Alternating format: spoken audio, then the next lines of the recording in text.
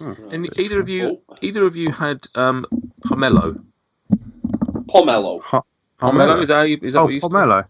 Yeah, the fruit. No, isn't it like a cross between a grapefruit and something?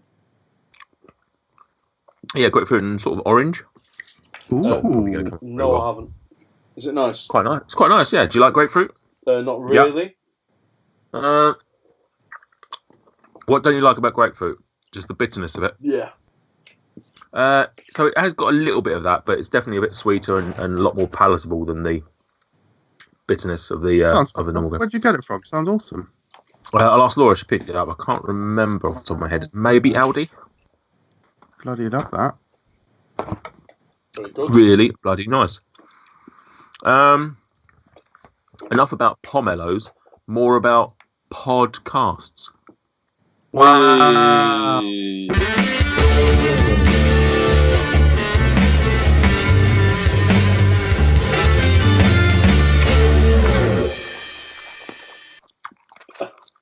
Just gonna leave that now. I really should have. I'm just going to turn the heating down. Actually, I'm actually sort of burning up. I'm kind of cool. I'm wishing I left the heating on a bit longer, if anything. But Stuart, you're more than kind of cool. You're really cool. Thanks, Mum. But it is real. Sort of glad this all happened after I've sort of. Yeah, start the podcast and then Michael go and sort his heating out. Start the podcast without him. He's an idiot anyway. It was brilliant last time without him, even though we had to put up with Chris. We did have to put up with Chris, but he's a little firecracker. Yeah. Emphasis on the little. Banter. And welcome to FRUK Unwrapped, the official podcast of Food Review UK. And I've only just realised on episode 50 that since day one we've referred to this as being the official podcast of Food Review UK, as if there are some unofficial fan podcasts out there. There aren't. Nobody listens. Today we are recording live from Hawaii. Why? Because it's episode 50. Tonight we'll be celebrating ourselves while also talking about regular fodder of Christmas stockings and office leaving parties, the Celebration Chocolate Tin. But first, for 49 episodes, he has been like a partner in crime, helping me and guiding me through the choppy waters of the podcast sea. Without his hard work in editing the show and creating the wonderful stingers, this show wouldn't sound nearly as professional as it already doesn't. It's Stuart Bullock. Hello, Nathan. Hi there, Stuart. How are you doing? I'm very well. Happy 50th podcast anniversary, day, night, evening, episode, podcast times. Oh, is there a way of shortening that, or I don't think it needs to be. When you've got something as zippy and as snappy as that, why? Yep. If it ain't broke, then don't try and repair it, because what you might do is you might unintentionally cause further damage, which is counterproductive to your original intention of a repair. That's the sort of comedy that should be on a different podcast instead of some of the comedies that you can find on other podcasts. Speaking of, for 49 episodes, he has received constant and consistent shit-talking from myself, especially in these introductions. However, the truth is that without him, there would be no podcast, and without his anarchic and sometimes idiotic ramblings, we would lose a large percentage of what makes this show so entertaining. It's Michael Jameson. No. Wow, I was not expecting such a wonderful message. And I'd just like to say, much like Little Miss Muffet, I wouldn't have it any other way. Right. I just wanted to say Little Miss Muffet, really. Right. You rarely hear her without a tuffet, do you? Don't you? No. You don't. No. Good though, Michael. That was good. Because that killed it. Unwritten comedy. There you go. Yeah.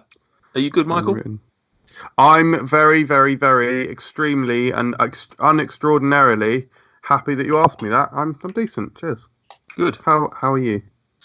I'm good. Thank you very much. Thank you very much for asking. Thank you very much asking for me. Thank you much. Thank you very. I can't believe we've reached 50 episodes. I must say, I think the subject of the episode is quite weird. So it's a celebration because it's episode 50, but you're also doing celebrations. Strange. It's weird. Yeah, choice. I know. Sometimes I just pull out just random things and think that they make good episodes, and then have to try and work around that. Sorry that I forced you down these paths. It's okay, mate. Apology accepted. 50 episodes deep. Highlights. Talk to me. Shows, events, guests. What you loved? What? No, what have you hated? No, we won't do that.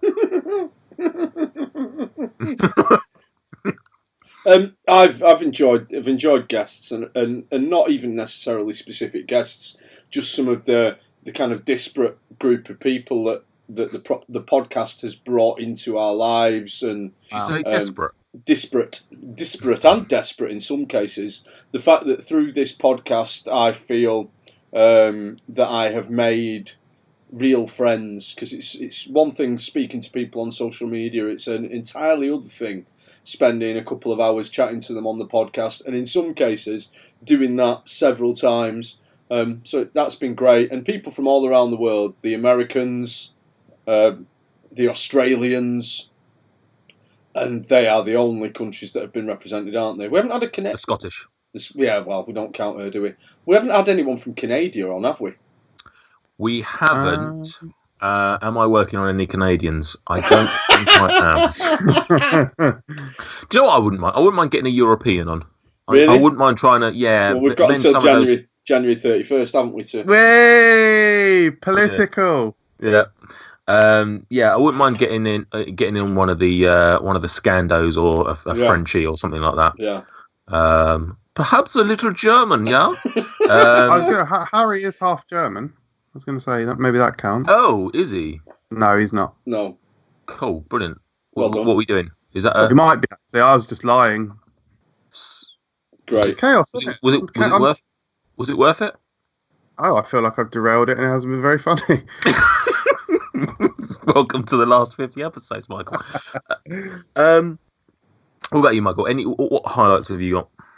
I'd like to echo it. It's fantastic making some real, genuine friends with people, human beings, and it's created excellent content, and it's all just wonderful, isn't it? It's been a joy making the thumbnails. my highlight is that I got to spend time alone creating artwork. Yeah, away from us. No, it's. I think it's brought us closer together as well. What's your favourite thumbnail you've done for the podcast? Let's have a look. First anniversary is really nice, actually. What was on that? What was the first anniversary? It's sort of just quite nicely rainbowy, and there's like celebratory dropping things. Mm-hmm. Dinner parties is nice. That's like a nice bright neon green with like nice cucumbery cocktails and whatnot. First anniversary is lovely. Yeah. I couldn't remember what it was, but I do remember it dropping and me saying to you it was one of my favourites. I feel like there was a taco dining out. Tacos is nice. I don't think there's been a black and white one. There have been Death Row was very dark. That's a great thumbnail. Movie Food, Early Doors with Jason Cockcroft was nearly black and white. Yeah. And maybe I'm just thinking of a normal thumbnail then that MJ's done.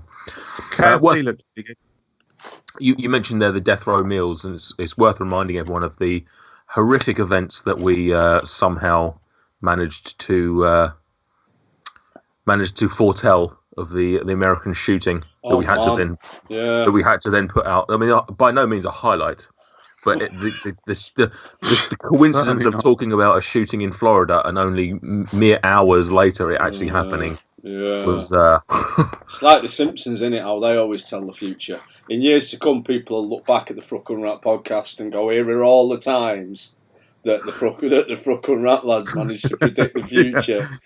Yeah. I sincerely hope that comes from one of you or I, Stuart, rather than something that MJ said, because it's likely to end in something. There will be another American shooting, won't there? Oh, brilliant! I mean, I meant to bring it up just as a one-off. Let's not talk about American shootings. Oh, okay. Any other highlights? What about shows? Any particular? Maybe not guests, but not even specific shows. But one of the things that my lights have just changed without me doing anything. Spooky! It's Halloween. Enjoyed some of the more high concept. I enjoyed actually doing the Game of Thrones show, going a little bit off topic. I really enjoyed doing the fantasy football show with Dylan. Mm-hmm. But I've enjoyed the fact that we have we have managed to bring upon the world what I feel is some like quintessential formats of the modern age. Entertainment formats. I mean, where would the modern world of entertainment be without Quivia, without SOCMED? Yeah. I think that what's gone from being a very kind of loosely formatted show in the very early episodes has become now just this kind of stream of 6 episodes of television programmes that would have been presented by the late Bruce Forsyth. So I see us as very much continuing the Great British tradition of light entertainment through a strictly formatted light entertainment show. I mean, I often open the show by talking about MJ potentially raping or being a paedophile. I don't know if that really counts as light entertainment. That's alive. I'm not allowed to mention shootings. You're allowed to say that. I would like to say, I love. Do you know what? I love how much we've spoken about like such specific topics. Like there might be some naysayers out there saying, "Hey, you can't talk for a whole podcast episode about that." What about theme park food? Try us. Correct. Yeah, mate. We've spoken about some of the most specific stuff ever. The funny thing is, I listened to our first anniversary show earlier this week, or last week, I should say. You made exactly the same point. You made exactly the same point about how you love doing specific shows like bacon. So, fair play, mate. Well, you like things and you stick to what you like. Okay, I always stick to my guns. I've always said that, well, since a couple of weeks ago anyway. I used to say the opposite. No. Like it. Clever. I've got a couple of low points if I can. Oh, please do. Was it the last 10 minutes? Yeah, I got some low points actually. Yeah, all the appetizers episodes. Low bollocks. Oh God, talk about high points. Low points for me were episode 6, bacon. Episode. Hang on. Can't remember the episode. There was booze. There was the episode crisps, and there was Quivia Special 2. Were very much low points for me. Any particular reason those ones? No, I can't think of anything they've all got in common, but they are all very low points. Just for anyone who doesn't realise, I'm just going to say Chris Clements is in every single one that he's mentioned there. Was he? I didn't realise that. I so think you did, and I think that was the whole thing. One of the things I've liked is how it's allowed us to get, this sounds weird the way I'm going to phrase it, allowed us to get closer to fans. Like, wow. Obviously, you've been sliding into some DMs again. Absolutely. But like, obviously with the videos, we record them, you throw them up onto YouTube, and then there's comments and we can interact with them that way. But I like that it's allowed us to, you've got social media, so they're sort of them doing it the other way back, so they're giving us the comments that we're trying to then respond to. Yeah. But also, we've obviously taken it a step further, and we've had fans on the show. Yeah. Wow. Ignoring the people like someone like Kelly, who's obviously got her own channel, but the likes of Chode, the likes of Dylan that you've mentioned, and I'm sure we'll have others on in the future.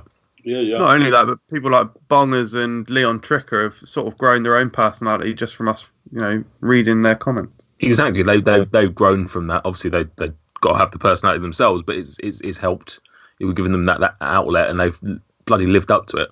So I've really enjoyed that. I think it's a good way that we've sort of been able to interact with fans. And in terms of in terms of shows, I think one of my highlights, which is obviously personal to me, but I think you guys probably would agree, the Man v Fat one earlier this year was just a completely different show. Like, obviously it still had a bit of sanity and stupidity and fun, but ultimately, like, of all the shows we've done, it's the most serious and the most sort of, it's probably the one I'm proudest of in many ways, because of just because of the stuff we tackle and the stuff we talk about. Yeah, and Roman nearly died as well, so that was good, wasn't it? It was drama, adding a bit of drama to the light entertainment. Shout out to Roman.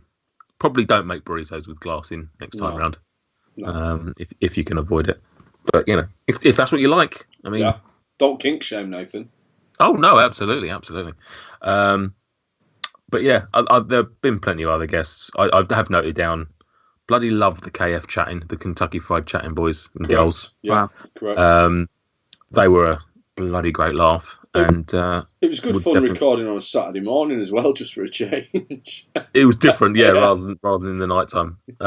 So if we get any more Australian, I listen to quite a lot of Australian podcasts at the moment. I would like to get more of them on, but I don't know. I haven't seen a sort of an easy end. Whereas with the Kentucky Fried Chatting guys, it was easy because they do a food podcast, so you've got that natural thing. But who would be your dream guest to bring on the show? Oh, correct. Now, you can go like super famous, whatever, but I'm thinking sort of someone you think would be a good crack, someone who would. The good thing is, I wrote down this question and didn't actually think about it myself. I would like, if I can go in kind of layers, I would like to get Claire Jameson on the podcast at some point. Yeah. Because she does have a tendency to destroy Michael. And obviously that would be good fun. If we could step up, I would love to get Dwight York on the podcast. And if we could step up even further, I would love to get Adam Buxton on the podcast. God. And also, I tell you, someone who I am a podcaster and comedian who I am really enjoying at the moment is Ed Gamble. I would like to get Ed Gamble on the podcast. I think he's a very funny and seems like a very nice young man from what I have seen of him on Taskmaster, not Taskmaster, Michael. Taskmaster, and also his he kind of does a kind of tribute. I think it's probably one of the kind of unofficial food review podcasts that he does. His little kind of tribute to us podcast that he does with James Acaster. He does that with James Acaster. Correct. Mm-hmm. Correct. Oh, I've only just started watching Taskmaster season 9. Taskmaster. And so and I'm barely half an episode in, so that is literally all I know of Ed Gamble. Yeah, he's good. EG, as I've been calling him. He's good on Taskmaster, and his podcast is very, very good. Can't bring myself to listen to it, to be honest, because I just sort of don't. It annoys me that there's another food podcast out there doing the comedy bants. Somewhat, I don't know why. I just sort of. It is food comedy, UK food comedy podcast. It's like. I think what annoyed me most was the fact that Gossie started listening to it more than he listened to us, and that sort of like made me just go, do you know what? Fuck you, James Acaster. You might be a really funny guy that I adore. I'm never listening to your show because Gossie has just turned his back on us for you. Maybe it should be Gossie that you're upset with rather than James Acaster. I've got a lot of issues. It's not unlike. It is unlike Gossie to not watch or listen food review UK things, isn't it? Correct. Even when you send him the link and then he asks you to send him the link and then you send him the link again and then he just ignores it. But anyway. To be fair, those Gossie reenactments that I do on the videos, they're a piece of piss, mate. All I have to do is pause the editing of the video, because of course I forget which episodes are in. So I'm just in the middle of editing and then I get to the bit where I say, I'm going to do a Gossie reenactment of that. I've got to pause the video, go, oh, fucking hell, here we go. Get my camera, get my tripods. I've then got to do a couple of wardrobe changes, record the audio of what Gossie is saying, then use a app to loop it on my phone, play back the loop, rehearse it so that I get the mouth movement exactly right, record several takes of each. You need about 15 to 20 takes of each line to make sure that you've definitely got one that's a defo one bang. Edit it all together, stitch it together, and then carry on editing the rest of the video. So it's really understandable that he doesn't take 2 fucking seconds out of his day to watch it. But it's all good. Does sound like quite a tedious and long process, Michael. It's worth it though, isn't it? Yeah, I mean, very funny. Yeah, and the telling and describing of it was also, I mean, really exciting. So, well, fine. The next one's, is it the best? I don't know. It's very funny. The next one, I'm not sure it's the best actually, but it's good. What about you, Michael? Have you got any dream guests that you'd like to bring on the show? I'd like to echo. I do want to get my wife on eventually, Mrs. Jameson, Claire. Mrs. Claire. Clear. Yeah, I'd like to get her on. I'm gradually wearing her down, not only in the sense of our relationship, but also in terms of getting her on the podcast. Yeah, sort of agree with everything Stuart said. But I'll tell you one old boy that really would be a brilliant one, because he's famous. He's a big chef, and he's extraordinarily down to earth, and he's also got a great sense of humour, and that's Tom Kerridge. Interesting. I think he'd be brilliant. I don't really know him as a character. Like, I know of him. I know I've eaten his food, but I just don't know. Have you never seen him on like TV programs and whatnot? Yeah, but not enough that I could sort of like define his character. Like, I saw him back in the day when he was a biggie on Great British Menu, but you know, I don't remember him being like a barrel of laughs necessarily. Not to say he wasn't by any means, just I don't remember him personality-wise. Wow. Is he a good old fellow? He's incredibly friendly and down to earth and nice. Yeah. And he's got thighs that are identical to David Goss's. Carriage thighs. Thank you, carriage. Yeah, I definitely. I mean, Claire for. I mean, in terms of like friends, people that are close. Yeah, she's the last one, isn't she? Really, that hasn't been featured at all. That absolutely should. So, Claire, if you're listening to this, please let us get you on in the new year if we can't before the end of the year. Yeah.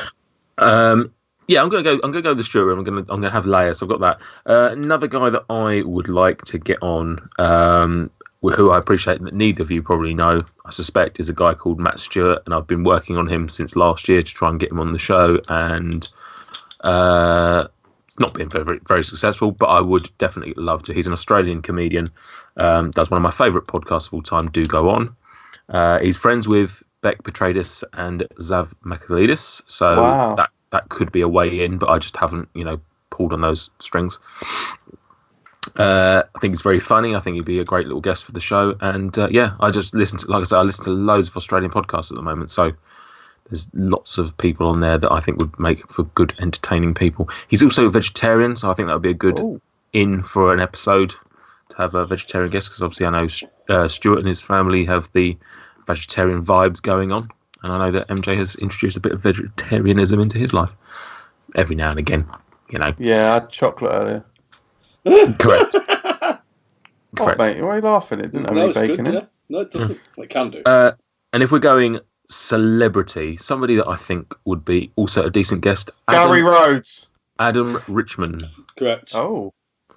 Of Man v Food. Man v Food instead of Man v Fat. Exactly. You see when? I think talking about someone who's always seemed to be down to earth and quite funny and charming and entertaining and stuff like that.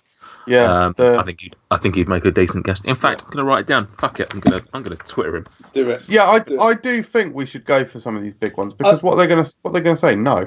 Or nothing. Or nothing. I have tweeted before a kind of dream celebrity guest. I know who it is. And got nothing back. It's not Dwight York. No, I know who it is. Go on, who was it, Nathan?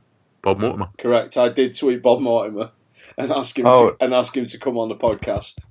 We should just be relentless with it, to be honest. That'll persuade him. Just keep haranguing Bob Mortimer. Yeah. And a middle-aged man with a heart condition. Just keep haranguing him until he just finally gives in and comes on our podcast. Correct. Yeah. Yeah. That would sort of be my number one as well, because I feel absolutely dirty and degrading doing this, but. I've actually recently launched my own comedy podcast called Objectively Bad. Did you? Sure. Can you dig that out? Well, we don't need to do that. It's not unfair to say that it's largely inspired by the bizarre and irreverent humour of Athletico Mints, which is, of course, partly the product of Bob Mortimer. Also, brings us back to Taskmaster, who he was on there. Yeah. Correct. Won it, didn't he? Yeah, he did. Yeah. Rosalind. Yes. I'd go for a lot of those Taskmasters. Correct. Yeah. I'd go for a lot of those Taskmaster contestants. Actually, they're all very entertaining. Great format, Taskmaster. I enjoy it. It's phenomenal. Brings the best out of a lot of the guests and also brings the best out of Greg Davies as well. Yeah. I think. Yeah. And Alex. I've been watching it for years, and I recommended it first. Yeah. Mm. So. Nate here. If you're like me and have a dangerous amount of disposable income that you can't be trusted with, why not head on over to patreon.com and give some of it to your favourite food review channel and podcast provider. And while you're there, why not give us some money? Way! Nah, but seriously, patreon.com/Food Review UK.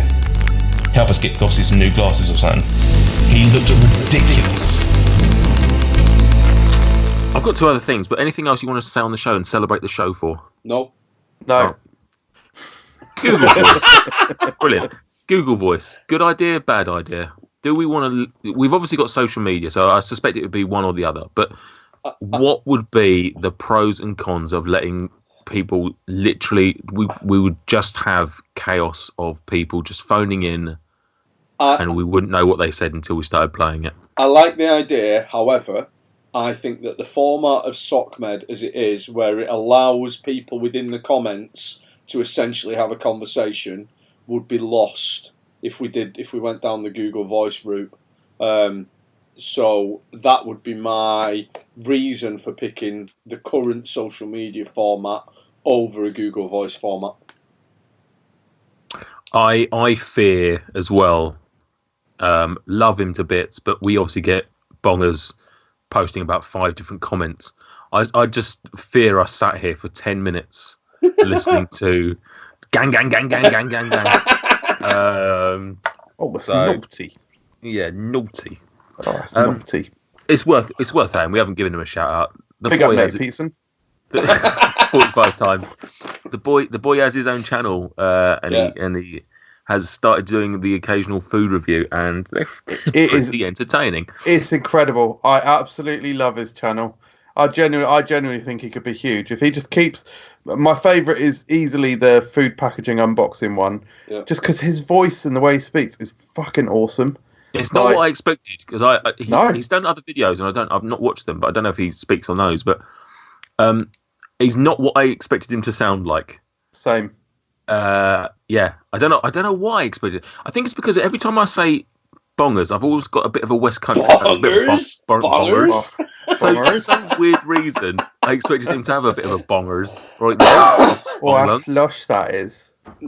All right, my lovelies, I'm calling it to Google Voice. Oi, bongers, if you're listening, mate, can you... bongers, no, you obviously are listening. Do more videos, mate. Do more videos. And if anything, amp up the number of times that you say big up, naughty, and all the shout-outs. Because the random... How quick you are with saying them is fucking amazing. I love it. Like, you'll pick something up, as well. Say it, and then you'll just bash out straight away. And I'll like, oh, it's so good.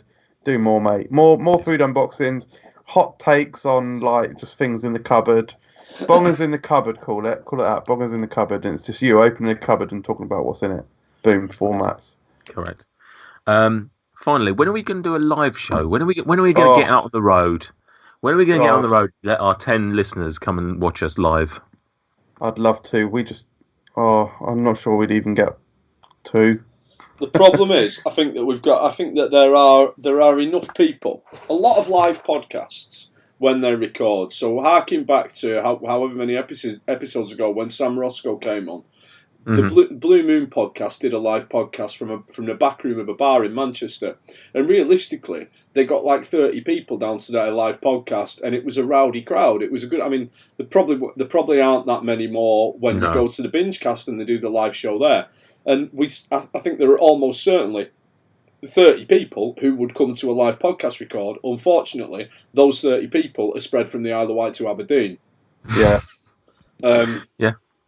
You would we would definitely have to make it, because we're definitely not going to go on the road and start travelling the UK doing shows all over the UK like we're some fucking big deal.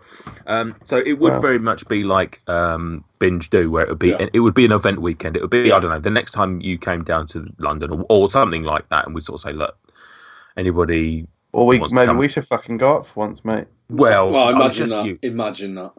Or to Blackpool, maybe. Wow.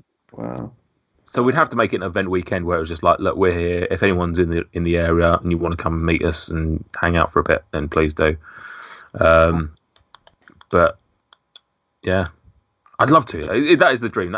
If we ever hit the peak where we can actually do a live show, what are you doing, Michael? It'd be sensational. I'd rather you didn't mention it.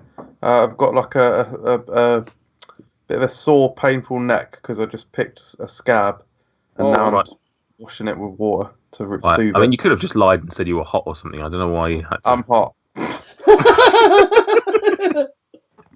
Caused by all the itching, scratching and bleeding. Fair play. Well, seeing as we are still celebrating ourselves, why don't we do a celebratory quivia? Correct. Oh! Q-U-I-V-I-A.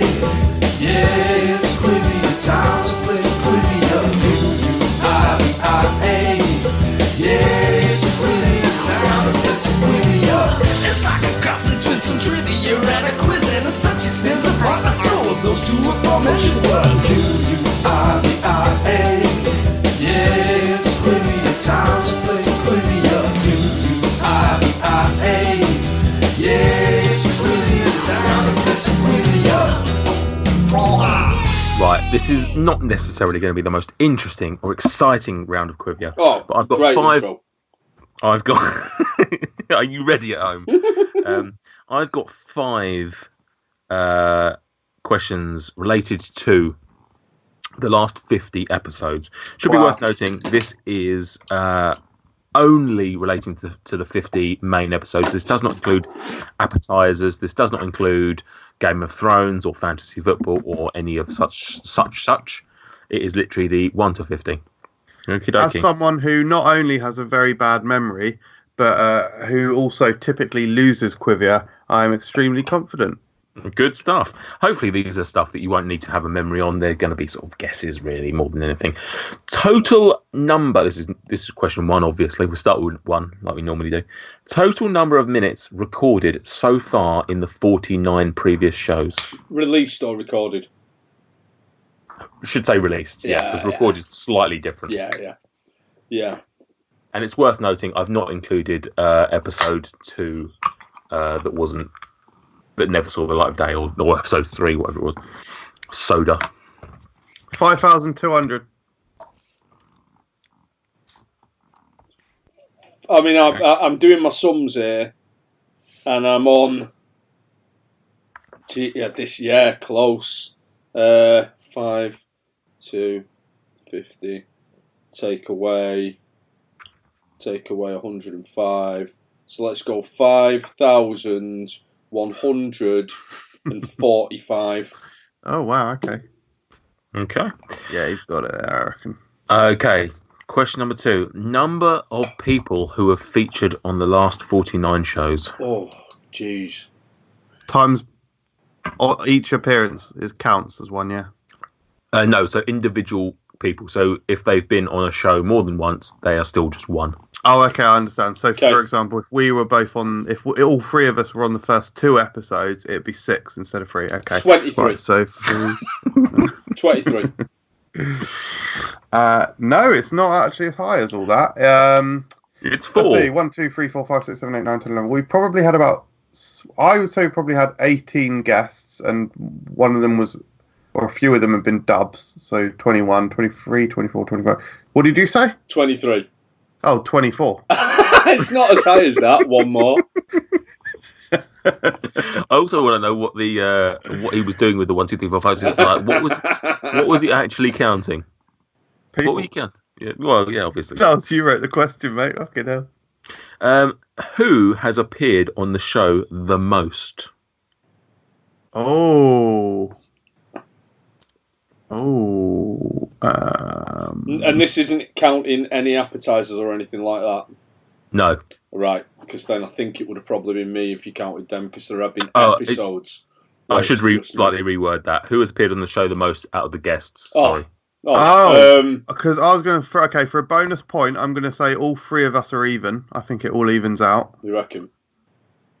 Guest That would have been a great is- question if I'd done the three of us. But I think it's a toss-up, this. Yeah, I think it's a toss-up. CC and... DG. Oh, no, I think CC and Mavs. I'm going to say CC. I'm going to say, I think it is CC, but I'll go DG just to make it funny. Wow. Funny. How long was the longest show? David Goss. Oh, fucking hell, yeah. 2 hours, yeah.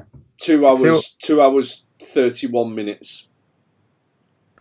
2 hours 17. Oh, that's going to be under, innit? Gossy talks like a fucking... You can say what you want. He's never going to hear this. And finally, who was the first person to speak on our podcast? Oh, fucking hell. It was me. I'm going to say me. Oh, see, I think I introduced the podcast, but did I do like a cold opening and the way I edited it? I'm pretty sure I hosted the first episode, but it could have been anyone that actually spoke first. Yeah. I'll go for me. I think I'd have to say me because I created Food Review UK. It'd sort of be insulting if it wasn't me. No, because I'm so self-obsessed, it's got to be me, surely. I like that you doubled down on that. You sort of like went, oh no, because I created it and I'm all powerful, it must be me. No, I'm kidding. It was definitely me because I'm okay. All right. Lovely. Right, the answers. Total number of minutes recorded / released so far in the 49 shows. The answer is 5,000. Yep. 244. That was so close. You were both. What was your tactic? The fact that you were both so close, you obviously had some sort of 49 times. I thought it was about an hour and 3/4 on average. Right.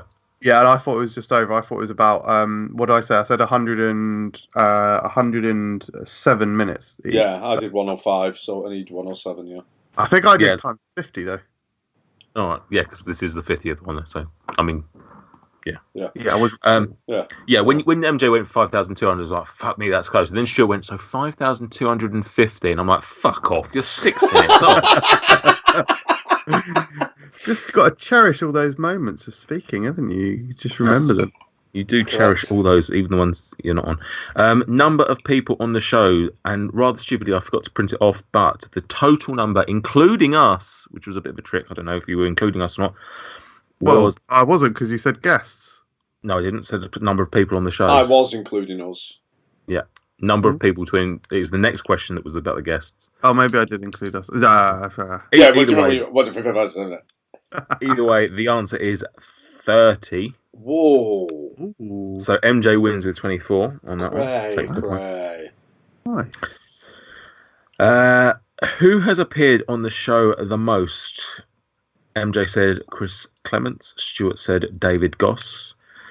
Well, we've actually had, I think, 3 people have appeared on the show 3 times, which was Chris Clements, Kelly, and David Goss. Chris has been on 4. However, David Goss has been on the most at 378 minutes, which equates to 2 hours and 6 minutes per show. Oh, you sneakily worded question. Oh, Chris Clements has been on 4 episodes. No, Quivia doesn't count. Oh, Quivia doesn't count. Correct. Okie. It's good that. How long was the longest show? No surprise, it was one of David Goss's episodes. The man who would only listen to a short podcast, yeah. Yeah. Oh, nothing more than an hour, boys. You know, who would want to listen to that? Literally every single time he's been on, he's broken the record. Yep. He's never not been the longest podcast ever. How long was the longest show? It was 2 hours and 35 minutes. Absolutely fucking. Sit on it, Jameson. Sit no, on I'm not. And swivel. I'm not annoyed at that. I'm annoyed at the fucking length of that. Just that infuriates me. 45 minutes of that, we're talking about the darts thing that he went to at Christmas. Fucking hell. Another 20 minutes were us arguing about how I didn't want him to give out my work address. Oh, good value, isn't he? He's not been on in 2019. Yeah, that was the Christmas cracker episode. I can't remember if I said that last year. Who was the first person to speak on the podcast? Well, there was only going to be one of us three. Correct. It wasn't me. No. Wow. It wasn't MJ. It was Stuart. Yes! Wow. It's like almost like a double bluff. He opened with the line, "Let's do a podcast." Brilliant. Which has basically become a bit of a catchphrase and has become... So essentially, I've copied Stuart. Sometimes a younger comedian, an amateur will be influenced. Ooh. I don't know. I completely botched that quote, didn't I? An amateur will stitch up a professional. Correct. Yeah. I don't mind influencing younger comedians. You're not a comedian. Well, surprise, surprise, brain of Quivia. Stuart takes it 3-2. Well done, Stuart. You know more about the podcast than MJ does. Like to applaud. Well done at the guessing game. It's almost like I edit the things, isn't it? Correct.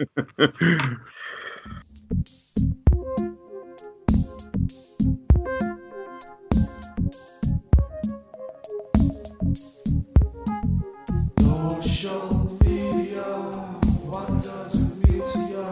Facebook, Instagram, Twitter, hey, like, follow, retweet, make our day. Social media, what does it mean to ya? Facebook, Instagram, Twitter, hey, like, follow, retweet, make our day. You can find Food Review UK on Twitter at Food Review UK, Facebook also at Food Review UK, and on Instagram at FRUK. Check it out. Right. Now that we've, given ourselves a nice little circle jerk, let's move on to a circular tin. The tin of celebrations. Woo!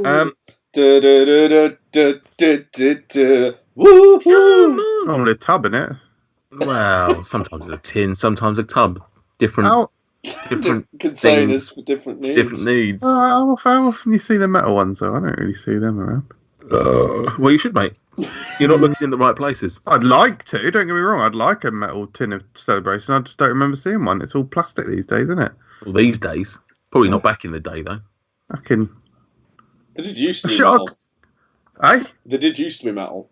Did they? Yeah. I can't remember it. I got a Metal Quality Street tin recently. Oh, what, did you go for one of the personalised ones, did you? No, I got a massive one from Costco. Oh, yeah. Was it you that sent the photo of that? Don't know. Probably not. I did see it recently and I was like, fuck me, that's a big old bad boy, isn't it? Yeah.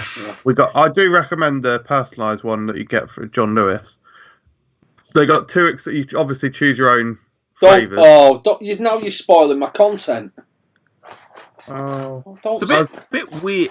Why are we talking about non-celebrations? Because it's on your thing that you sent to us, Nathan. Yeah, well, yeah, but not really. I mean, it was more, like I didn't read that. Actually, I better give it a look. You're basically just talking about how much you love other products when that's not one. What are you doing?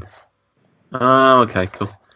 I'm not sure I like this whole thing of Stuart just showing his screen. I feel like you're forcing your screen on me.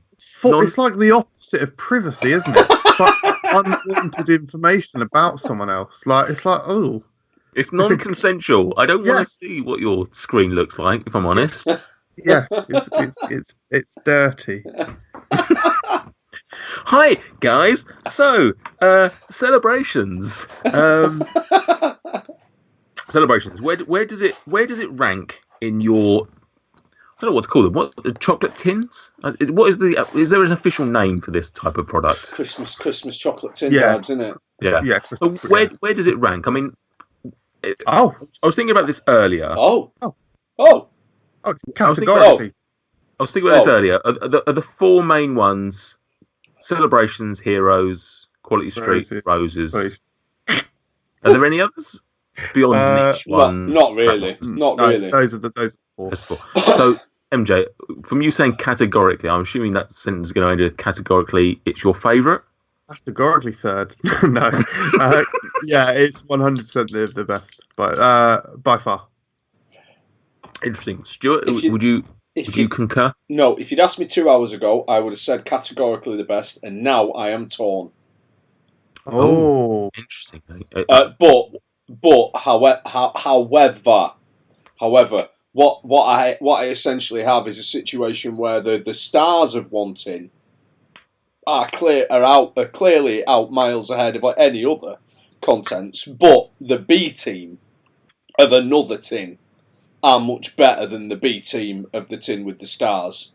So it's like having a football team where you've got, for example, Neymar and Dwight York up front, but then behind them, what you've got is kind of just 9 Tom Cleverleys. Whereas in the other team, you've got 2 Tom Cleverleys up front, but behind them, you've got, for example, 9 Trent Alexander-Arnolds. Did you like that football analogy? It's sort of, I'm not entirely sure where I'm going with that. Dwight York's normally the one at the back, isn't he?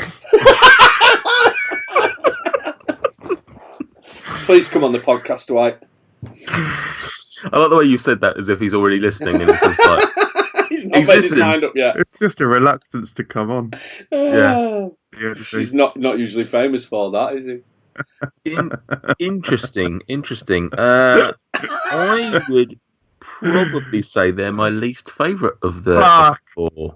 Go away, silly man. I like Quality Street, followed by Roses. Yeah. Imagine putting Quality Street and Roses ahead of Celebrations.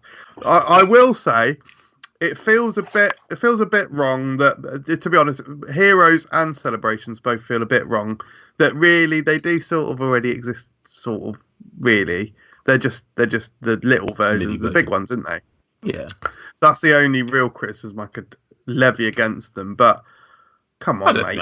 That doesn't really matter. And things like the Maltesers one isn't. Well, I guess they have now brought out similar items, but when it first dropped into the Celebrations tin, it was fairly original, groundbreaking. Yeah. And I'd still consider it a groundbreaking confection. Yeah, I don't know. You may say they're dead, but I just prefer just a tin of chockies than just these where it's just mini versions of the other of half the stuff in there. I'm not too fussed by anyway. But sometimes you do just need a little break from your words originals, don't you, Grandad?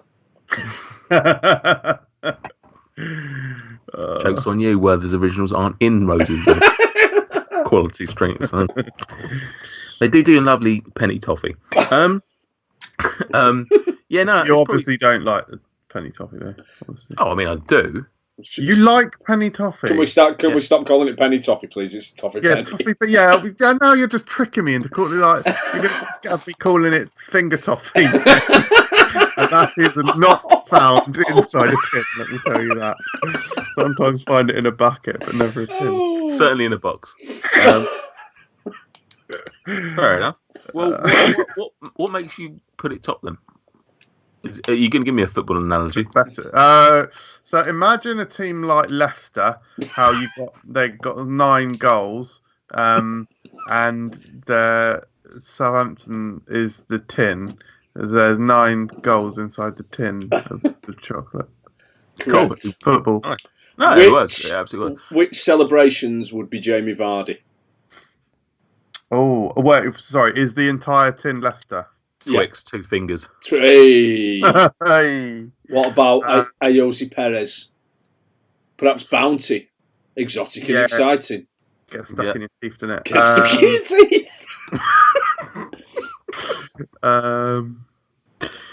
Sorry, sidebar. MJ, what does your T-shirt say? Let's play rock, paper, knives. Oh, bats. It's a Walking Dead T-shirt. Oh, wow. Do you remember The Walking Dead? Yeah. Oh, interesting. All right. Now you've said weird things about it. How would you rank the individual celebrations within a celebrations tin? Correct. I'm going to start with Stuart. Very, very easy. Top 2. These are your stars. This is Dwight and Neymar Jr. The teasers and the Snickers. Oh. With the small proviso however, the small Snickers is a pale imitation of a full-size Snickers because it lacks the girth of a real Snickers. The teaser, however, fantastic. If the Galaxy Truffle was still in there, I would be changing formation and I would be playing 3 up top, perhaps with Peter Beardsley in the hole as the Galaxy Truffle behind Neymar Jr. and Dwight York. Then what I've got two chocolates that I think are very good. These are mid-tier, which is your Galaxy Caramel and the Milky Way. I like the Celebrations Milky Way, and the reason I like the Celebrations Milky Way is because it's very satisfying to put about 18 of them in your mouth at once. And it's often easy to do because people tend to leave the Milky Way in the Celebrations, I've found. It is neglected. Then Mars and Twix kind of sit somewhere near the bottom. Followed by Bounty and Galaxy, which I don't dislike at all, but they're never going to be my go-to grab. The only time I'll tend to grab a Bounty and a Galaxy is if that's all that's left, or if I'm trying to get one of everything. What, in one mouthful? Correct. Ooh. Why have I never done a review of that? Don't know, because you lack creativity. Yeah, it's unlike me. Because you'd rather put KFC on nugget Papa in a. Yeah, correct. KFC on Papa John's, like most people have never heard of. You pulled some faces and made some noises during my choices. Then made some noises during my choices. Yeah, I mean, I won't give you my full list, but just the Milky Way, just it's not even close. No, I get it. You've got no joy in your life. I get that. Oh, Milky Way. You want to talk about an old man's chocolate? You want to give me shit for fucking Werther's original? Werther's original. Can we please have that as the title? Yeah. Werther's Aboriginal.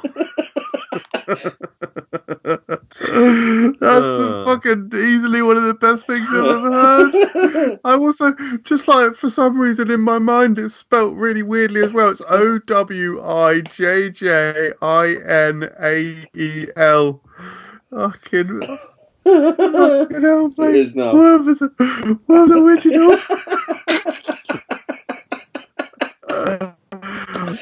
Get it in. Get it in. Yeah. Michael. Yeah, what you said. Yeah, go on, give us your ranking. Shall I rank them? Shabba You Shabba rank them, yeah. Isaiah I think ranking. I probably used. He played for Bradford. He did, I know. I thought you'd appreciate that. Footballs. I think I probably used to always think that Galaxy Caramel was the best, but I probably think it's joint between that and the Maltesers now. Thanks. The Maltesers teasers, that's the top two. Yeah. That's pretty comfortable. Third, I think I'd say Galaxy. So those are my top three. Oh, what a dull human being. Well, I think they're also the nation's top three as well, to be honest. Yeah. Then my mid range is Snickers, Twix, and that's probably the mid range actually. Snickers and Twix.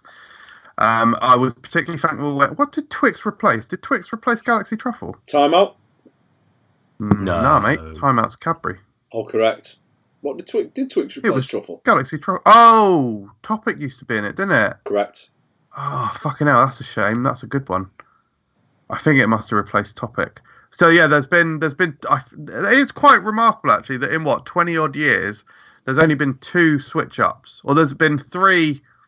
Twix, Galaxy Truffle, and Topic. They're the only movers to that core 8, which is sort of fascinating, considering Hero swaps more times than you see women come out of Dwight York's shed, or I don't know. And then I guess bottom 3 in this order probably goes Mars, Milky Way, Bounty. I like all of them. I'll put that out there. Correct. Bounty is the only one that I'm really like. In our house, it's usually the bounties that are left. Famously did a comedy video about that on the Food Review channel. Yeah, but I honestly really like all of them. Yeah. No, yeah. And actually, I probably, there are some of these that I prefer the smaller version of. I certainly prefer the smaller version of Milky Way. I wouldn't give a full-size Milky Way the fucking time of day. The chocolate to whey, to muffet ratio. Muffet. Like, is much higher. Is much better. And Yeah, like I say, it's a very satisfying texture. And you put a good handful of them in one go. And I find that to be a very satisfying experience. Yes. I also enjoy the smaller Twix as well. I like the Twix. Considering I put it in the bottom, the Twix adds a bit of much needed texture to the celebration. Yeah, I'm not sure. I confess, I'm not sure if this was on the schedule, but I'm certainly going to, at the very least, I'll take it offline. Put it in anyway, aren't you? Well, I'll either take it offline and sort of masturbate to it later, or I'll just ponder on it. But I might think about, like, I've probably done a video on this, to be honest, but like how they could switch up the celebrations, like what they could possibly put in. Like they should release a limited edition one year alongside normal celebrations and just call it alternative celebration mix brackets different chocolates, and it would have like M&M's, Topic, Galaxy Truffle, crisp. Oh, that's it. Milky Way crispy rolls is in the European version, isn't it? Tell you what else is a good idea. Go on. Take all of the chocolates that are in all of the tins and royal crumble them. Oh. Fucking hell. Ooh. You've just smashed levels there. Interesting. Correct. Royal icing crumble. No. Christmas reference. No. It's funny, going back to your idea, Michael, like what you're saying about the lack of changes in the celebration scene. Is that just because the Mars portfolio is not as varied? Correct.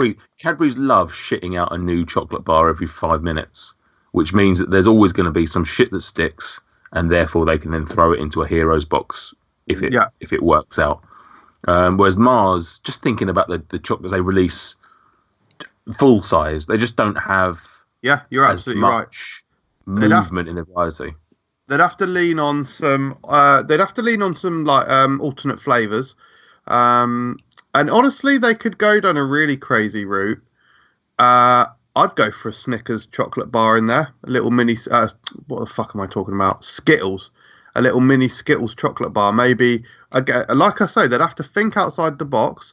I'm envisioning like a puffed rice concoction of maybe something like rainbow drops covered in chocolate, but the fruity Skittles flavour.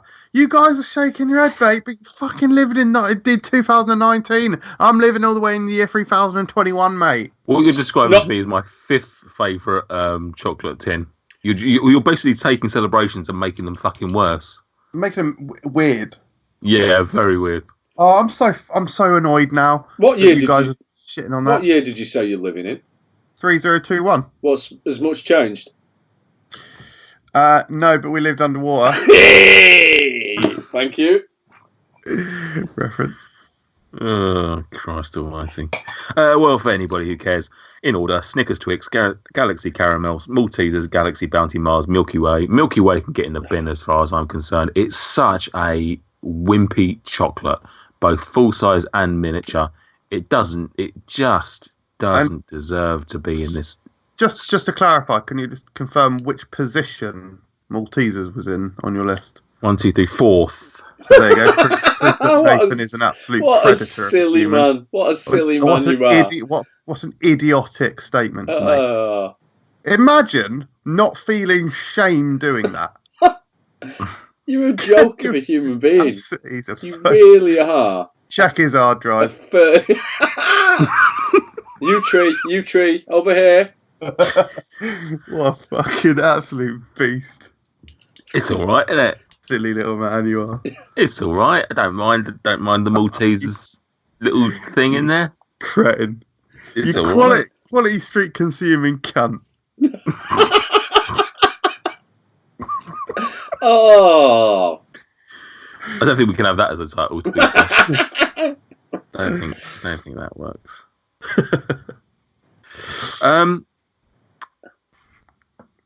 So what? I feel sad now. feel sad that I've been called cunt twice today.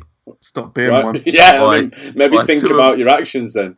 Two of my closest friends have both called me a cunt today. One because he thought I'd had a tattoo on my hand, and one because I don't like a chocolate the same as him. Oh, couple steps down, wasn't it? Oh, awful. Right. If you could swap any of your celebrations, it doesn't have to necessarily be your least favourite, because you might decide to, the variety in the tin needs a change up. If you could swap any of your heroes, any of your celebrations, for a chocolate bar in the Heroes, Roses, or Quality Street, correct. What would be out and what would be in? I'll go to MJ first on this. I think it would have to be Bounty Out and probably Cadbury Caramel in.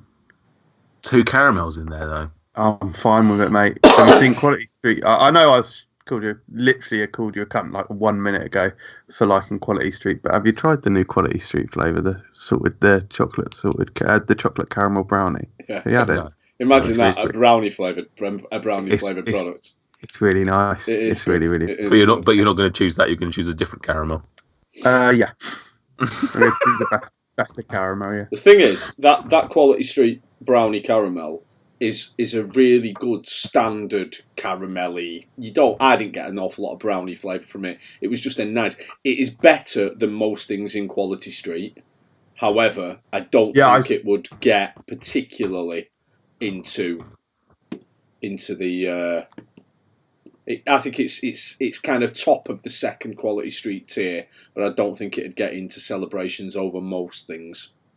Oh yeah, I think I actually did do a video review of it. I do actually think it is probably the best Quality Street, and I actually did. I thought it really tasted of very specifically caramel brownies. Like I've had caramel brownies that tasted very, very similar, so I was quite impressed with it from that. Yeah, would it? Yeah, but it's still Quality Street just generally isn't quite as good as any celebration. But no, it is. I would put it above sort of. Definitely put it above Bounty. I'd probably put it above Mars. It'd be mid tier celebration range for me, I think. Possibly, yeah, but it wouldn't be better than the Galaxy Caramel or a Cadbury Caramel. No. And I love caramel. Yeah. Sort of weird that you brought it up in the first place, really. Yeah. Odd. So what we're saying is that, despite me sort of saying that, bringing in the Galaxy, the Cadbury Caramel, what you did was then tell me about your third favourite caramel in the Mars and Cadbury. Not even sure that's really a very fair summary of what happened. I certainly don't know if it is or isn't. I wouldn't say it is. People can listen back. Stuart, what would be your swaps and Susies? Right, okay. I'd be reasonably happy to take everything below Snickers. So this is back to my football analogy. So if we take Galaxy Caramel, Milky Way, Mars, Twix, Bounty, and Galaxy out, and replace them very simply with Cadbury's Caramel, Cream Egg Twisted, Whisper, Dairy Milk, Twirl, and Dinky Decker. Fucking hell! It is weird. It is sort of weird that you've said this is possibly your favourite box when... Yeah, do you not understand the analogy now? So what I've got teasers and Snickers, which I feel is so much better than everything else. However, the next 6, I think I'd marginally prefer the 6 from Heroes over the 6 from Celebrations. Oh my God. The only ones that are going to get a look in elsewhere, Roses. I would take a Dairy Milk chunk from Roses over the Galaxy. Mm-hmm. I prefer Dairy Milk to Galaxy.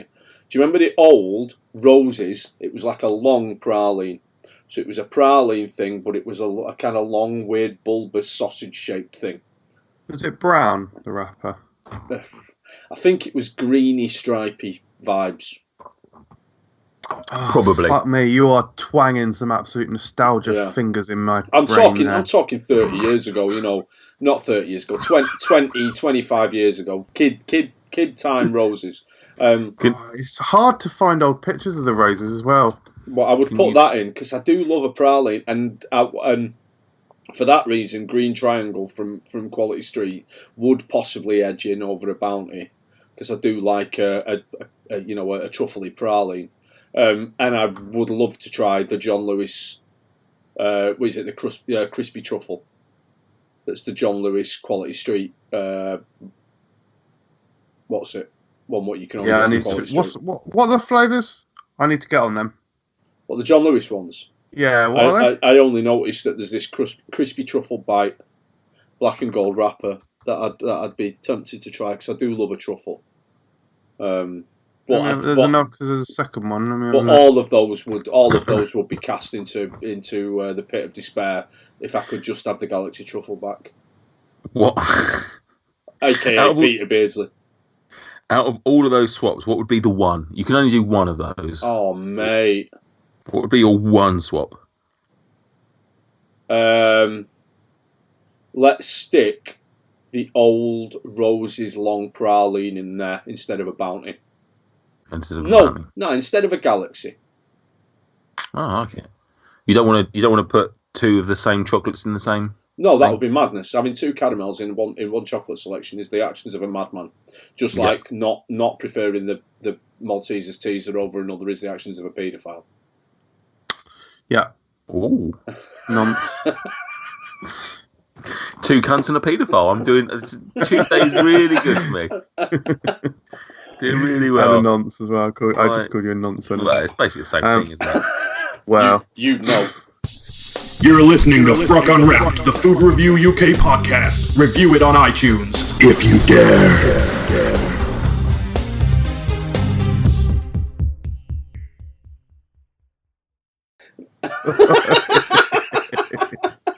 This isn't damaging my self-confidence in the slightest. I have to... Oh my God, can we get a soundbite of that laughter? That's brilliant. I've just had a look. I could have sworn I saw somewhere saying that John Lewis had 2 exclusive flavours, but I can only see that crispy truffle. Good. It makes more sense, to be honest, they only had 1. I don't know why they would have 2, but I don't know why I thought they did.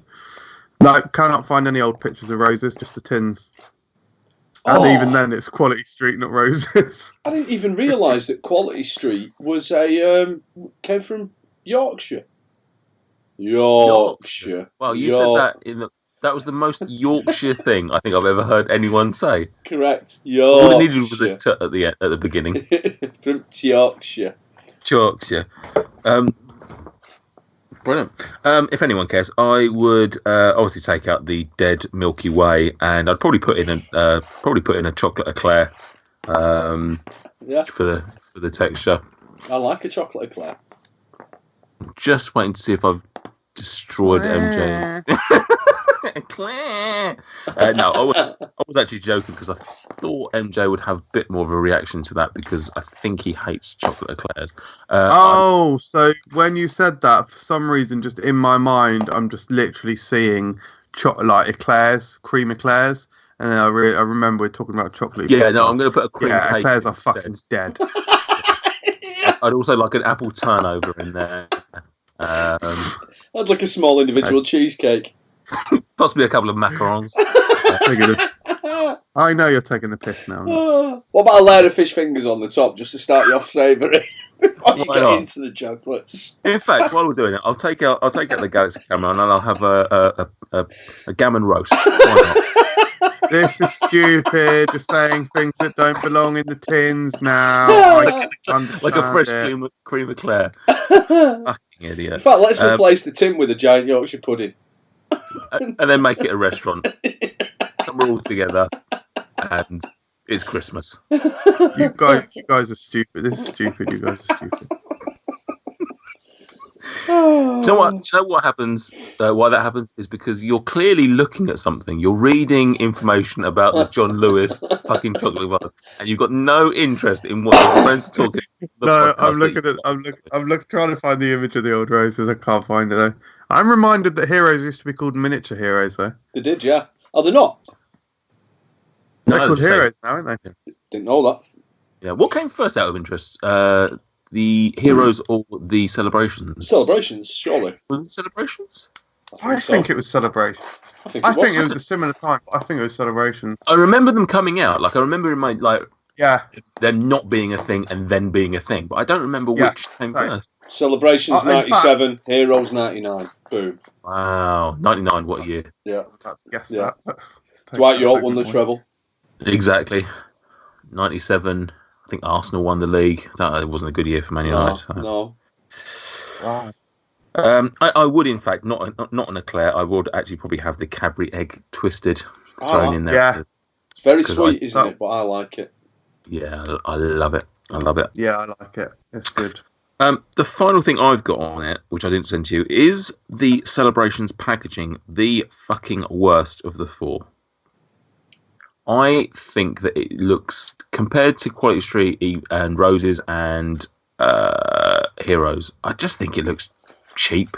I don't think it looks. I don't think it's particularly well designed. The logo all spelt out in chocolate is quite a cool idea, I guess, but packaging wise, yeah, I think it's really clever and cool, but I actually sort of hate it. And yeah, I do think it probably does look the cheapest. It looks a little dated. It doesn't look like it's rolled with the punches as much as the others have. Yeah. I'll be honest, I think that they're all a bit dead. Oh, yeah. I mean, none of them... I don't know if any of them necessarily jump out in the shelves, but I don't know if that's just because they've been around for so long. Yeah. But I just when I look at the others, they all feel a little bit more professional. Whereas when I look at the Celebrations, it looks like a kid's designed it. What would look cool, Timmy? Oh, if you just write Celebrations in Mars wrappers. All right, Timmy, thanks. I think I did an art project once where I did a similar sort of thing to Celebrations. Right, what'd you do? Cut out bits of chocolate wrappers. It's a good idea, that, Michael. Maybe you should make a scrapbook where you keep loads of them. Because someone else did.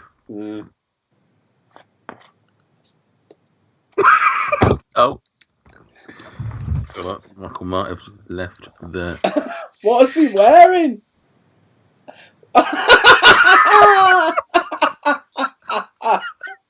Oh dear. So MJ's switched off the light and then he's gone down onto the floor. However, what he hasn't realised is we can actually see him moving. At no point has he been out of picture. He hasn't got his headphones on, which means he can't hear what we're saying until now. I think he's finally put his headphones back on, and his head kept popping up again. It's popped up again, like Spring Watch, and you see like a small rodent coming up for the first time. This must be gold for the audio. Brilliant! I think you can see his bum crack. I don't have to perform like an animal. You don't have to. I don't have to, but I want to. No, that is very, very offensive, though. Anything else that you would like to add on Celebrations before we move on to Suckmed? Joking apart, I do think they should have a little bit of a shake-up. I reckon they could have another. Quality Street's got about fucking 18 chocolates in there. Celebration's only got 8, so I reckon another one in there would be good. Think outside the box. I mean, they did they thought outside the box with the Malteser. Yeah, they did. Do the same thing with some of their other products. M&M's, you got little M&M's chocolate bars now. No reason why some sort of M&M peanut bar can't go in there or something. What are you suggesting, that they should sellotape it to the lid then, or what, a bag? Yeah, or whatever they choose to go with. No, you got those M&M's chocolate bars now. You could do something like that. But how you what? Are you not worried that people might steal them if you sellotape them to the lid or to the external? What are you talking about? It's weird sellotape to the lid. It's a northern thing. How are you going to keep them outside the box? Oh, you silly prick. Awful. Oh. It's a tub! It's a tub! It's not a tin or a box. What about the smaller packets? Are they? What are they? Are they not boxes? Like the ones that you get for maybe £2.50. Yeah, they are. I know I started this whole section off by lambasting you both for talking about alternative tins. What other? But interestingly, last little question: what other companies could do something similar? Hershey's. And Nestle, Well, what would got- Nestle have? I've said it before, a box of proper Kit Kat chunkies instead of this Senses nonsense. Yeah, okay. Cubes of chunky Kit Kat in Okay, various all right. flavours. I've said it So before. you- Nestle, yeah. What else have Nestle got? Well, Nestle, they've sort of done this already. In the, are they called Pick Me Favourites or something? Those little, they do them in the bag. Pygmy favourites. It's 2019. You can't call them that anymore. Pick and mix. Nestle Pick and, you know the bags. They come in two varieties. Oh, what do you get? Like a Rolo. Yeah, that's it. I think that's Rolo. That's it. yeah, just Rolos. What are the two varieties? So you got the one has Munchies, Rolo, Caramac, and Toffee Crisp, and the other one has got Aero, Rolo, Smarties, and Toffee Crisp. So I think there is definitely a good idea there, but I think they need to go a similar route to Celebrations with the. Well, actually, to be fair, I'm calling them fucking Miniature Heroes now. Fucking Opal Fruits reference. Prefer to be called Pygmy Heroes. I think they need to go a similar route to what they did with the Maltesers teaser and redesign some of these bars. Something like a Smartie is not suitable for a tub. It works in a bag because they're just loose. And it needs Probably wrapper, made a Smartie chocolate bar. In fact, I've done a video on this. Good. Why do you search for it on the internet now, Michael? I'm literally Food Review UK. Obviously, Food Review UK. Nestle. What even would I have called it? Christmas. No one's going to be. Why did I make this video? No one's going to be searching for this. Amazing. If it doesn't show up, okay, yeah. No, you could tell I didn't know a thing about SEO when I made this video 1 year ago. I called it Best Possible Nestle. Oh, Nestle Pick a Mix. That's not too bad. Yeah. Good. They've got loads. Lion. Should we just play the video? Oh, Stuart, can you edit in this sound of the video? nah, that's not. Aero Mint. There's excellent scope for doing it, and I'm stunned we haven't seen it already. I wonder if they were testing the water with the Pick a Mix, but they're still around a year, 2 years later. Don't know. Is there what other big confectionery companies are there then? Hershey's. Great. I mean, what could they conceivably do? A tub of Reese's peanut butter. Yeah, just a tub of peanut butter. Hershey's, Various almond, peanut butter cups. Reese's. They've got that. Hershey's got plenty. They'd be fine. Yeah, but Hershey's Not a thing in dead, America, isn't is it? No, it's not. I don't know. Is it not? No. No, I remember we talked about this on one of our podcasts, like early days, and I remember Eric Bardenok, Emo Kev, reached out to me, I think, or maybe us as a collective, and said, "What are these tins that you talk about?" So yeah, I don't think they have them. Oh, poor people. Sad. Yeah. I think Yeah, all the things that they have got, but they haven't got Celebrations. A country known for its gluttony doesn't want a tub of chocolate. Yeah. I mean, what's the Second Amendment there for if it's not for that the shooting one? Was that? Yeah. I mean, if you're going to take up arms, take them up for a reason. Yeah. Like tins of chocolate. Cool. Suckmed. I did one for Cadbury Heroes as well. The best possible Cadbury Heroes combination. I should do one for Celebrations. Cool. I mean, I've said something now. Like you say, it's not enough, is there? Right, Sockmed. You want to hear them, do you? The posted. Every time. Play the tune. Sockmed. It's time for questions that you posted on all the platforms that you utilize to provoke our replies. Although increasingly I'll posting the forms of statements that require no response, as opposed to the questions we requested in our initial posts on the aforementioned Sockmed. Every time we record an episode, we post a thumbnail and we ask you for your comments, suggestions, and queries.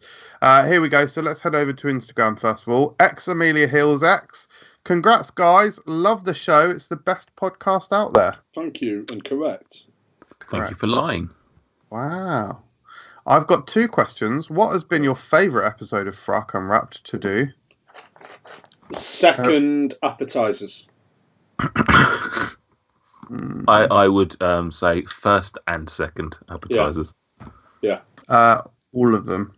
All the appetizers. I have fond memories of listening to the appetizers in the queue for Avatar Flight of Passage. In I did enjoy the planning for that one because it was just obviously that was the first time we did it, and MJ had absolutely no idea that we basically said, "Oh, we won't do one," and then we just dropped this hour or 2 where we just absolutely slated MJ, and it was beautiful. I don't think I've listened back to that since back then, so I might give that a little listen. Yeah. That was funny. Give it a go. Yeah.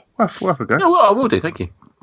And my question about celebrations: why do people hate on the bounty so much? It's not even that bad. It's not. It's fine. It's nice. It's just the worst in the box. I enjoy it. It's something different. I like a bit of coke. Yeah. I'm really into coconut and chocolate at the moment. Yeah. Really? So, yeah. Yeah, I do actually like bounty, but yeah, it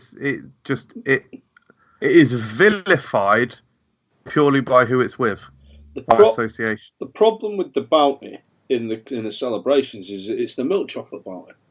If it was the dark chocolate bounty, is that Stuart there? You're saying it. It's the alternative celebrations product box. Dark chocolate bounty shoots it up 4 or 5 places. Is that still available? Is that readily available and not just on eBay? Just check that for us, will you, Sam? It is readily available. It's not red. It's rarer, but it is absolutely readily available. It is readily available, just like the milk chocolate one is bluely available. Brilliant. It's a good. colours gag. MJ will like that. He I likes like that. I like that. It's complicated. No, it's dark red. It's close to crimson. Yeah, Sainsbury's is probably the key retailer for that one. Oh, it is mental how much I do know about sort of snacks and food in it. It's almost like you have a YouTube channel. You know, wow. I mean, as the second highest subscribed food reviewing channel in the UK, you should probably sort of said that now. That's good. Bonglongs. Bongers. Went through some hard times in life. We all have, but nothing impacted me and the gang so much when they got rid of the Galaxy Truffle. Big time. Heartbroken emoji. Yeah. I don't really even remember it, to be honest. Oh, you millennials. I sort of remember it, but I don't remember it, if you know what I mean. Like, I remember it being a thing, but I don't remember what it was like. Absolutely remember it. Yeah, it was top. Back then, it was definitely top. It must have been number 2 for me. Number 1, number 2, yeah. Would have been Galaxy. Galaxy and Teasers. Truffle and Teasers, top tier. Yeah, fair. Get them now, though, can't you? Get a whole bag of Galaxy Truffles. Can you? Don't know. Yeah. Didn't someone say they're shit? Are they not? Or are they all right? Oh, I didn't hear that. I've not heard any reviews about them yet. Maybe I'm thinking. Try them. I might be thinking of one of the other truffles that's come out, like the Aero truffle or something like that. Oh yeah, those look bollocks. Yeah. Laminator's replied to that saying Galaxy Truffle was king. Rest in peace. Bonglongs. Bongers. Miss it much, man. Hope they have a 5-second silence in the podcast just to return us to times being young and cheerful, unwrapping that sweet, sweet truffle. Okay, we'll give it that.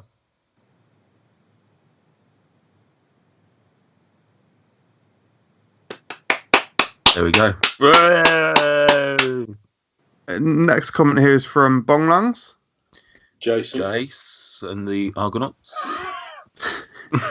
Hey, much love, bro. Seen what the twins are doing. Awful. Can I say this one thing? Would I be on the same level of scum if I contacted McCoy's and got them to send me a box? I sometimes watch a video they sent you that box and wish that was me. Damn, all those 6-packs of McCoy's. I won't be deleting my post/video like them, though. Would that be okay thing to do? Go for it, Bonglongs. Yeah, do it. Let's move on, I would say. As long as you do that gang style. Gang. Naughty. Oh, that's naughty. Oh, big up Nate Pearson. Bonglongs. Bonkingy. Bongers. Thank you for the support on YouTube, all of you fruckers, and big up Michael Jameson Comedy subscribing to me. Was so gassed when my boy Natey shared that to Facebook. Real gang shit. Do you like the video where when Jerry puts the fag out on his eye? No, I didn't. Horrifying. Horrifying. I joked about don't try this at home, kids, in the comments, but please, I didn't want to bring it up on this show. But Jason, don't get your friends to put out cigarettes on their eyeball. That strikes me as being remarkably dangerous, doesn't it? Yeah, I don't. At the very least, it's unhygienic. Don't do it, please. Don't go blind. Don't go blind for YouTube fame. Yeah, please don't. Please don't. I wasn't a fan of that. I preferred the cider reviews when you're part of the one hand gang. Yeah, and I like Instead the of the one eye gang. Do more unboxing. Correct. And like I said, do in the cupboard with Bonglans. The Laminator says, congratulations, guys. Best podcast going. Thanks, Thank Phil. you, Lance. Got a new addition to the SOCMED section now. Oh. Silence of the Lambs.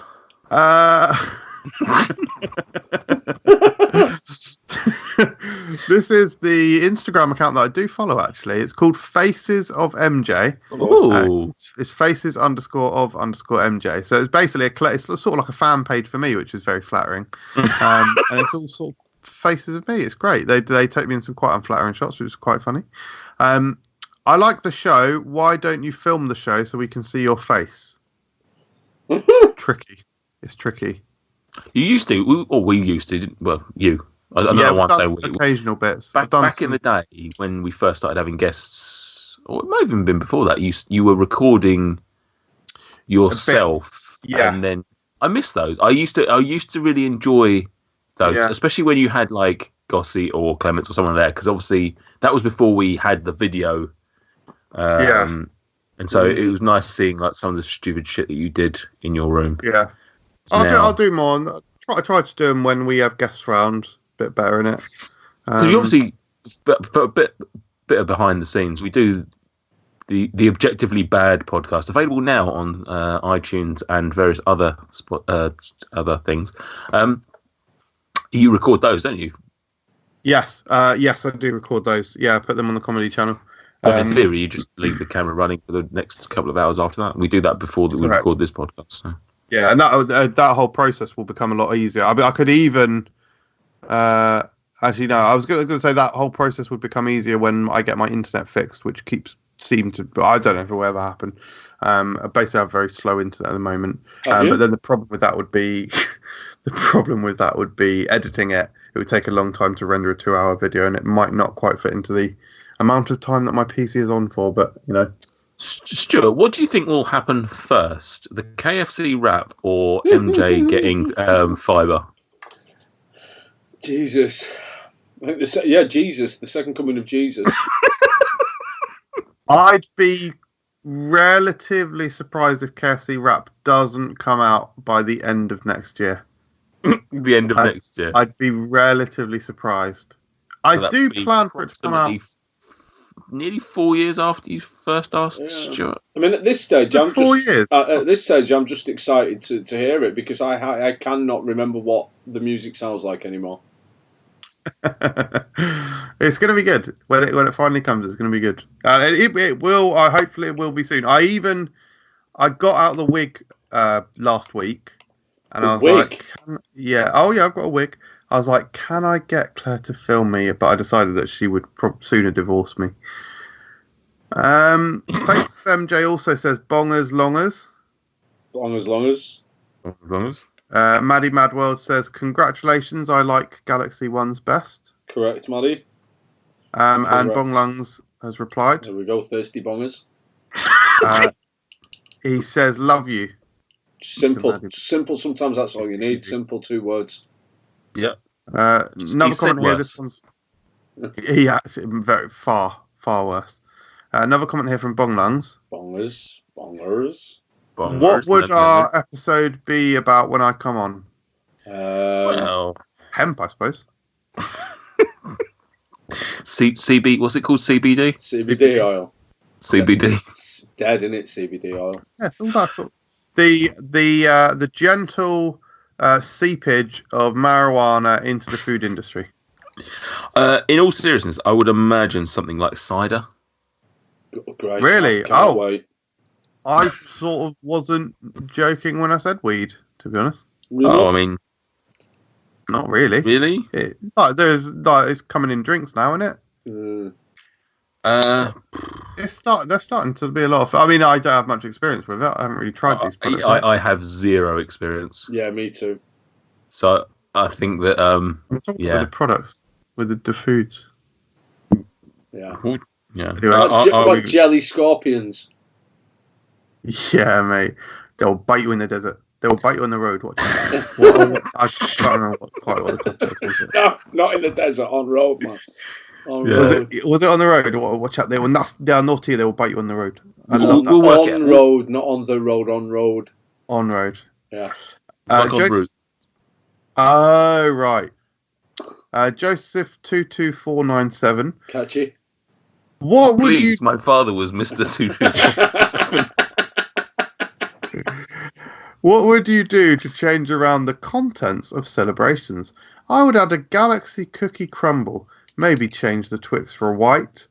And Milky Way mini crispy rolls, because not adding them to the UK tubs is insane.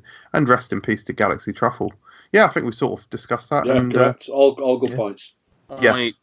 I would probably say no to the Twix white, just because I don't think that the white adds anything. I don't.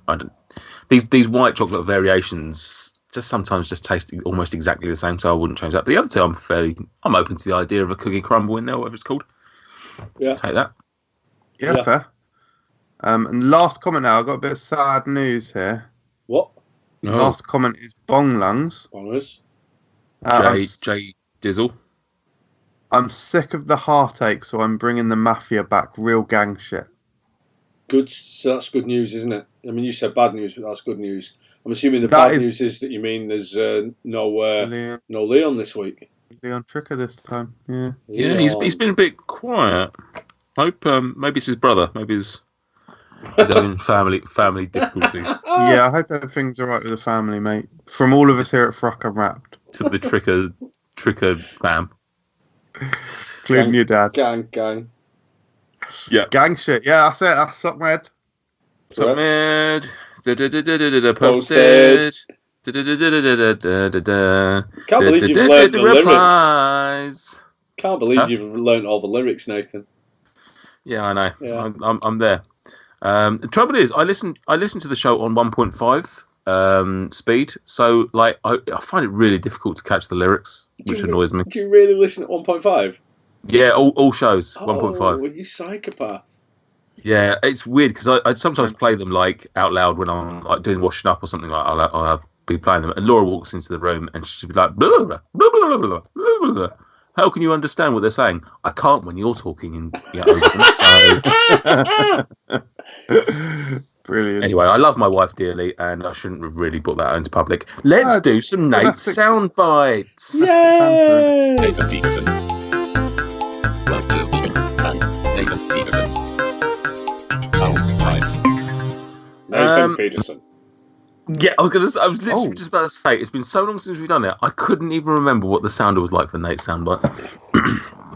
Maybe you'll listen to it at 1 times speed rather than 1.5 this time. I'll do it half speed, mate. Yeah. Don't have to. Brilliant. Today, as you're listening to this, assuming you're listening to this on the day of release, it's Halloween. Yet this is the first time we've referenced it in the podcast. We are psychopaths. It is actually slightly annoying. Someone did reference or ask us to do a Halloween episode. I think it's Carl.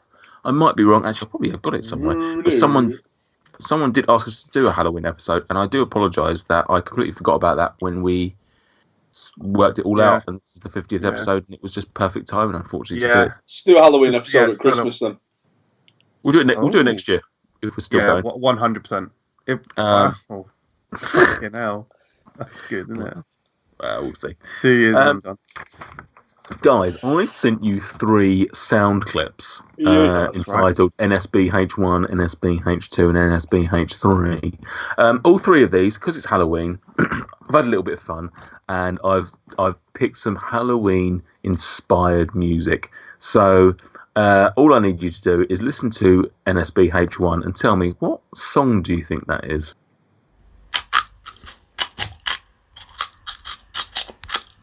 Walking on the moon. Yes. Okay. Do we tell you after each one or each? Yeah, go on then. We're just having a bit of fun. There's nothing to be won here, really. I'm just. So, Emily, you seem to think you know who it is. Correct. Emily.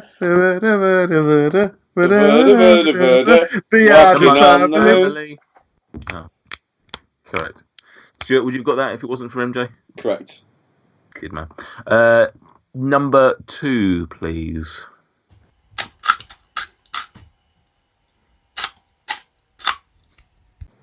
Correct. Oh, Michael needs multiple listens. Yeah, multiple lists. I'll let Stuart go first on this one, just for. Oh, but he doesn't know it. I'll be honest. Yeah, will you really? I'm not keeping score anyway. I'm sure you are, but I'm not. Because this is Thriller Bites. Yeah,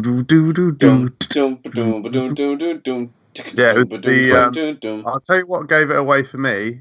It was Stuart saying what the answer was. No, I didn't get that, but yeah, I should have picked up on that quick double crunch you did at the end there. And final little NSB action for the evening, please. Here we go, third one.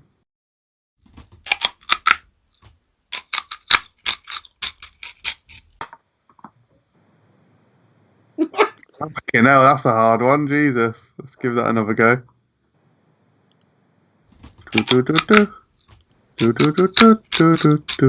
Shut up, Michael.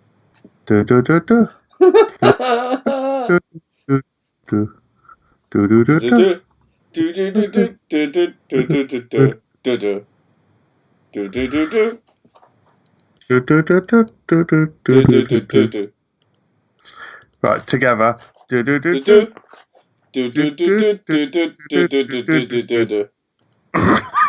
don't know what it is. More than yours than there should be. I don't know what it is. I'm sorry, I don't know. Scooby fucking Doo? No. No, it's not Scooby Doo. It's the Monster Mash. Correct. Oh, Music Maestro. Well done, Stuart. Again. Well done for winning the guessing game. Well done for winning the guessing game. I mean, to be honest, Halloween-inspired music is a pretty short. I mean, I could have picked something random like Will Smith and his Nightmare on Elm Street rap, but I'm pretty sure you wouldn't have got that. You've done some horror themes, right? How many can you name? Dun, dun, dun, Tubular Bells, Halloween theme, Jaws theme, Conjuring, Chomp, score. chomp. I'm actually gonna.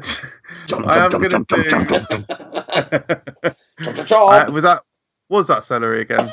No. It was, yeah. It's always celery. Yeah, Always always a sale. It's not the easiest of things to manipulate for music. It's a hard instrument. Hey, I've got 2 things to say now. I'm going to do a video entitled "Every Horror Music Video Ever." That's why I asked if Stuart played the violin. And Stuart, does your wife call you Music Maestro?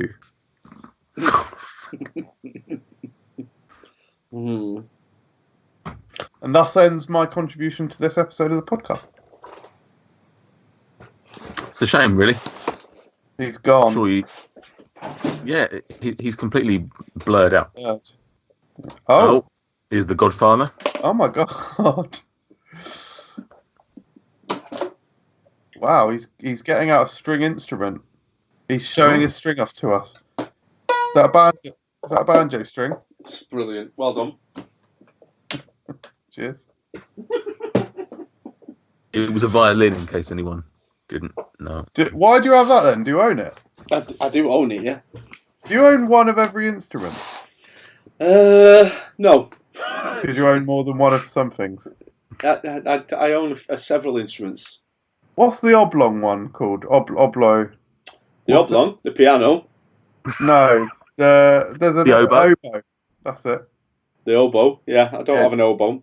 All right. Trombone? No. What about an obong? Nope. Ukulele? Obongers. I've got a ukulele. Yeah. Yeah, I've got 4 ukuleles. Drum? Got a ukulele? Correct. From me to Bongo? ukulele. A what? Bongo? A bongo? No. Yeah, bongo drum. Bongo? No. Bongo longo? This is good. This is a new feature, isn't it? This is another tight light entertainment format. Guess what instrument Stuart owns? Xylo? I like it though.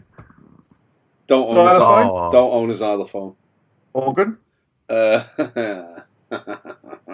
You gave yours away, didn't you, organ donor? Oh, hello. I feel like there's a segment here working. I mean, one of us turns up with a random food in their hand, and the other two have to try and guess what. Like the 20 questions of food. Yeah, 20 questions, that's it. What would it called? Is there a food that is got 20 in the title? 20 grand? That's American, something like that. 20 questions. Oh, yeah, that's good. Yeah. That's good. Yeah, I like that. Right, you've just heard a new segment that will probably never make it to the light of day. Before we sign off for the evening, just a very quick shout out, a Patreon shout out. We only do this when people contribute, which is why we don't do it very often, because people don't contribute. Maybe you'd like to be the next person that contributes and not make us feel sad and depressed about ourselves. I do want to give a shout out to someone who has already had a shout out previously. However, I think it's worthwhile noting that Steve, just the tip Rolo, deserves. Well, he's the guy that called me out for tipping, and it's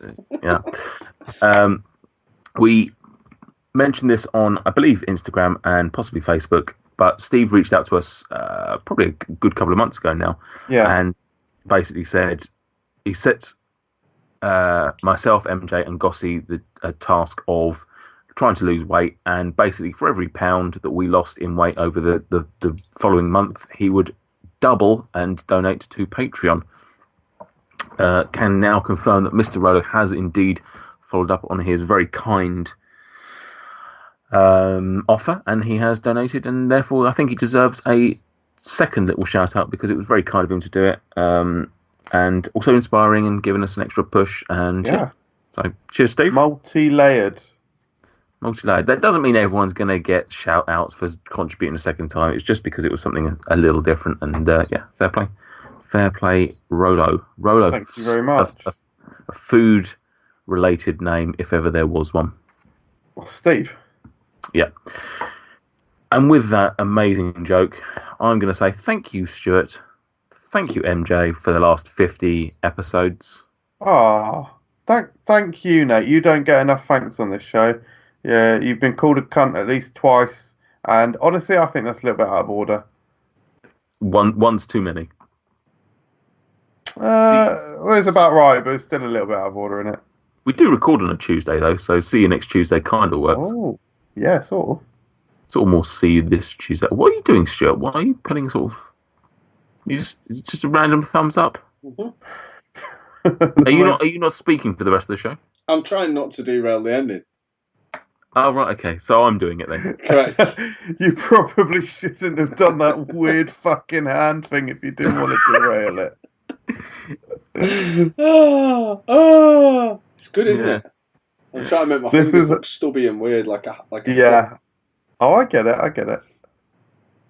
I like to do the middle finger, the swearing finger, but where you leave your other fingers up to the second knuckle. The Eminem. Exactly. All of them. Yeah, that definitely feels better and cooler than that. Thumb needs to go out, Stuart. That's it. Yeah, you've got it. That looks shit. I don't like that. Yeah, what about that? How do you feel about the middle finger versus the V's? The V's are awful. Like, I'm not a child anymore. Like, if someone does that, off. I think the Gallagher's ruined it with their. They used to come on stage. Yeah, I quite like it. It's just easy, isn't it? It's the most natural because I'm always doing that. You can wave it, can't you? You can wave the V's. You can't really wave the middle finger quite as satisfactorily. No, it doesn't have the airflow. No. Oh, the side to side Eminem. Yeah, I've not thought about that one. It's almost like that. Like, can you see me sort of symbol in it? You mean you can't see me? Can you see John Cena and his favourite and his famous? Can you see me? I don't know what it's fucking called. Can you see me? It's not exactly as bloody catchy as the people's eyebrow, is it? They can't see me. What does he call it then? The Cena Flash? The Cena Flash. Stop taking the piss out of me and tell me what it's called. Billy Handwave? I don't know. Oh. I almost feel like we've derailed enough. I can do a professional finish. Thank you, gentlemen, for joining me. It has been, joking apart, a pleasure for the last 50 episodes, and hopefully the next 50 will be just as pleasurable, and that we self-pleasure as well as pleasuring others. Yeah, you've made it sound so seedy. And in 50 episodes' time, probably we'll talk about miniature heroes, because we are heroes. Wow. I think the fact they're called Pygmy Heroes. It'll be episode 100 as well, so it'll be from 100 to Heroes. Boom. To one hero. Yeah. See you in 2 years. Bye. Good. We are actually going to be back before the 2 years, though, so don't unsubscribe at this point. Yeah. No. It'd be good if MJ wasn't, though. It was. Just you could make the following 49 episodes appetizers, but then you'd have to put them numericize them into the official. No, we can't make them canon. They're not canon. No, that's what I mean. Yeah, correct. Doesn't work. Canon, isn't that a food? No. What's the Colcannon? Colcannon. Colgate. Sensodyne tastes like Murray. Stuart, do you see what you've done with your weird ass hand, with your stubby fingers? You've trailed this off for 10 minutes. We'll be back in 2 weeks' time with my good friend David Main, and we'll be talking about Mexican food. Touchwood. Hey, man. So, see you later. Bye. Bye. Bye, man. Bye.